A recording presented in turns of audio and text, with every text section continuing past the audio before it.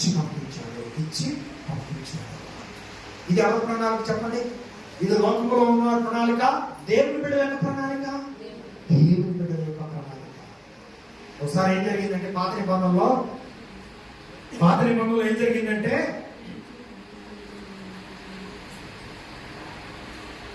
అయ్యా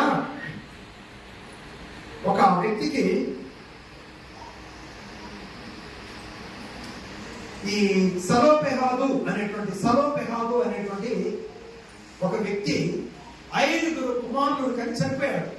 5 కుమారులు.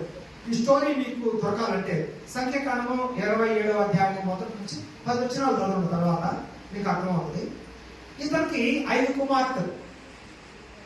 ఆ 5గురిని కూడా ఎవరు పట్టించుకోవట్లేదు. అక్కడ మోషే పట్టించుకోవట్లేదు, అక్కడ నాయకత్వం కూడా పట్టించుకోవట్లేదు.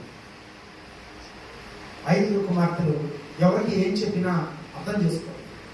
పట్టుబట్టారు. మోషే దగ్గరికి వెళ్ళారు. అయ్యా, మాకు కలిగినటువంటి మా తండ్రి ఆస్తిని మా భాగము మాకు ఇవ్వకుండా, అదే ఈ జెలెపెతో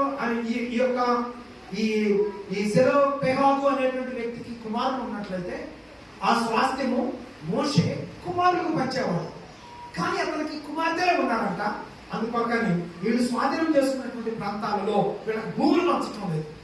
చూశారు ఏం చేశారు? వెళ్ళి మోషే దగ్గరికి వెళ్ళి, మాకు ఇవ్వాల్సిన మా తండ్రి స్వాస్థ్యం, మా భాగము మాకు ఇవ్వాల్సిందే అని చెప్పి పట్టుబట్టి, పురుషులు ఏ స్థానంలోనైతే స్వాస్థ్యాలు సంపాదించుకుంటున్నారో అదే ప్రకారంగా ఈ సెలోపెహాదు కుమార్తెలు కూడా 5 స్వాస్థ్యాలు సంపాదించుకున్నారు ఇశ్రాయేలు స్థానంలో. ఈ రోజున దేవుని వాక్యాన్ని మనం గమనించినట్లయితే కుమార్తెలు స్వాస్థ్యానికి అర్హులే, కుమారులు కూడా స్వాస్థ్యానికి అర్హులే. కాబట్టి దేవుని బిడ్డలైన వారి వాస్తవాన్ని గుర్తించి వారి పట్ల మీ ప్రణాళికలు గొప్పగా ఉండాలి అని దేవుని వాక్యం తెలియజేస్తా ఉంది. ప్రభుత్వం అలాగే బైబిల్ గ్రంథంలో ఒక సెల్లూము అనేటువంటి ఒక కుమార్తెలు ఉన్నారు. మీరు కూడా అధికారి యొక్క కుమార్తెలైనప్పటికీ కూడా మీరేం చేశారు తెలుసా? యెరూషలేమును ప్రేమిస్తూ వచ్చారు. చాలా ప్రత్యేకమైన ఒక బాధ్యతను వారు కలిగి ఉన్నారు. వీరు యెరూషలేమును ప్రేమిస్తూ వచ్చారు. అలాగనే వీరు యెరూషలేమును ప్రేమిస్తూ వస్తున్న కాలంలో ఏం జరిగిందంటే, నెహెమ్యా, ఎజ్రా పడిపోయినటువంటి దేవాలయం యొక్క నిర్మాణమును పునర్నిర్మాణం చేస్తూ వచ్చారు. కాబట్టి అక్కడ దేవాలయాన్ని ప్రేమిస్తూ వచ్చారు. ఆ తర్వాత వారు కష్టపడి దేవాలయంలో వారి పరిపాలన వారు చేయడం ఇక్కడ గమనిస్తూ ఉన్నారు. పురుషులతో సమానంగా వారు కష్టపడే ఆలోచన కలిగి ఉన్నారు. గోడలు కట్టే పనిలో వారు కూడా పాలుభాగస్తులయ్యారు. గోడలు కట్టే పని అనగా ఈ రోజుల్లో మనం చేయాల్సిన పని ఏంటంటే కట్టడం అనగా ప్రార్థన ద్వారా మన ఆత్మీయ జీవితాన్ని కట్టుకోవటం. ఆ స్థితిలో వారు ఉన్నారు. అలాగే ప్రభువుకు ప్రియమైనటువంటి దేవుని బిడ్డలారా, దేవుని కొరకు నమ్మకమైన జీవితాన్ని జీవించే విషయంలో వారు వెనుకంజ వేయలేదు. పురుషులైనా స్త్రీలైనా ఇక్కడ మనం గమనించవలసింది తెలుసా? నెహెమ్యా కాలంలో కానీ ఎజ్రా కాలంలో కానీ పడిపోయిన ప్రాకారములను కట్టే టైంలో అక్కడ ఎవరు సహాయం చేశారు? దేవుని పనికి ఎవరు సహాయం చేశారు? ఫస్ట్ పురుషులు సహాయం చేశారు. ఇక్కడ మనం చెప్పుకోలేని మాట ఏంటంటే, ఇక్కడ స్త్రీలు కూడా పడిపోయినటువంటి యెరూషలేము ప్రాకారాలు పునర్నిర్మాణం కొరకు సహాయం చేస్తా వచ్చారు.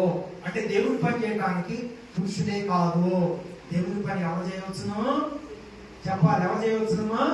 స్త్రీలు కూడా దేవుని పని చేయవచ్చును. పురుషులకే కాదు స్వాస్థ్యాలు పంచటం. స్వాస్థ్యాలు ఎవరు పంచాలి? స్త్రీలకు కూడా, కుమార్తెలకు కూడా స్వాస్థ్యాలను పంచాలి. వంశావళి చరిత్ర పురుషులకే కాదు, వంశావళి చరిత్ర ఎవరికి ఉంది? స్త్రీలకు కూడా వంశావళి చరిత్ర ఉన్నది. ఆ వంశావళి చరిత్రలో యేసుక్రీస్తు ప్రభువారి యొక్క వంశావళి చరిత్రలో 14 తరంలో ఎవరెవరు చరిత్రలో ఇంప్లిమెంట్ అయ్యారు? రూతు చరిత్రలో పాలుభాగస్తురాలైంది. రాహాబు అనే స్త్రీ చరిత్రలో పాలుభాగస్తురాలైంది అనే వాస్తవాన్ని ఇక్కడ మీరు గమనించవలసిందిగా ప్రభు పేటని తెలియజేస్తున్నాం. దేవుని ప్రణాళికలో మనం నడిచినప్పుడు దేవుని చిత్తంలో మనం నడిచినప్పుడు స్త్రీ అయినా పురుషుడైనా ప్రతి సందర్భాలు బట్టి దేవునికి కృతజ్ఞత వందనాలు చెల్లిస్తూ ఈ లోకంలో వారు సాధించవలసిన విజయాల కొరకు ప్రాగలాడుతూ దేవుని మహిమ కొరకు జీవించడానికి కూడా వారు ప్రాగలాడుతున్నప్పుడు తెలియని రీతిలో అద్భుతమైన సాక్ష్యము దేవుడు మన కొరకు సిద్ధపరుస్తూ ముందుకు నడిపిస్తాడు. ఆ విధానాల్లో ప్రభువుకు ప్రియమైనటువంటి దేవుని బిడ్డలారా, ఆ విధానాల్లో చరిత్ర కుటుంబంలో ఉన్నటువంటి దేవుని యొక్క వంశావళిలో స్త్రీల యొక్క పేర్లు లెక్కించబడ్డాయి. అలాగే దేవుని సన్నిధిలో మూల కంబాలుగా నిలబడినటువంటి స్త్రీలు కూడా చరిత్ర పుట్టిలో ఒక అద్భుతమైనటువంటి ప్రణాళికలతో నిలబడినటువంటి స్వాస్థ్యాలకు వారసులయ్యారు.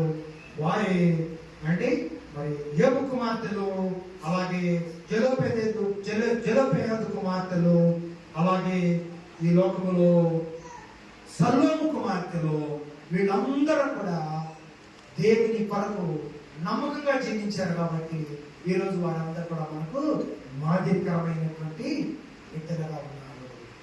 పిల్లరా, మరి రానున్న దినాలలో దేవుని పని చేస్తూ అద్భుతంగా ఆయన పనిని ముందుకు కొనసాగిస్తూ ఉన్నటువంటి దేవుని సావుకుని ప్రేమించి వారు అనుగ్రహించినటువంటి కుమార్తెలు కూడా ఎవరండి వారు పదులు కలిగిన కత్తులు. దేవునికి స్తోత్రం.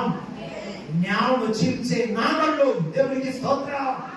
అద్భుతమైనటువంటి చదువులు, అద్భుతమైనటువంటి దీర్ఘాయువులు, అద్భుతమైనటువంటి దేవుడు సిద్ధపరిచిన ప్రణాళికలలో ఇప్పటి వరకు ముందుకు కొనసాగుతూ వచ్చారు. ఇక రానున్న దినాలలో కూడా ముందుకు కొనసాగి